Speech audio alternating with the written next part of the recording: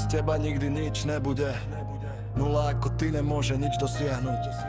Nedostaneš sa ani do deviny. Toto boli slova každý deň ako raňajky. Vyjebaný pocit zavretý do kazajky. OK. Aha. OK. Som ready.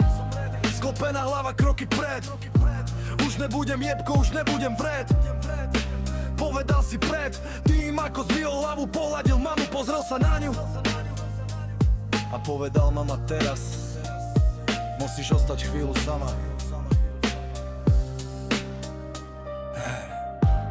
Dvíja sa zo stoličky, vyráža pomaličky. Krok po kroku ide on vpred. On je dlho zpredu, stal sa ded. Áno, už je otec, riešený kopec. Počuje zvonec, není konec. Je to len kopec, ktorý on dáva. Teraz sa kúkajte, kto vám z vrcholu máva. Na vrchole úspechu.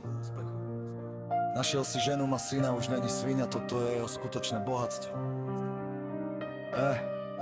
Neskôr prišlo pero a papier, čo plný papier slávny od Prahy až po začiatok Tatier. Tak pod na mier, haha, čo už nemáš odvahu. Moja veľkosť narastla, ty ližeš podlahu.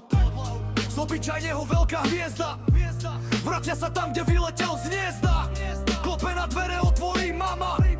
Prvé jej slova slza, aha. Ahoj mami, som späť. Toto je môj syn, je mu 5. Toto moja žena, už nestojí medzi nami, stena, je toho veľa. Čo ti povedať? Musím nerad, stratený čas skúsim. Šedivá mama s úsmevom na tvári. Našiel si seba a našiel si dary. Synáčik, ľúbim ťa, nech sa ti darí.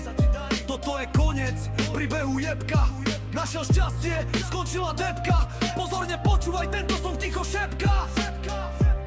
Počúvaj. Môžeš dosiahnuť všetko, len sa neboj zdvihnúť hlavu a ísť vpred.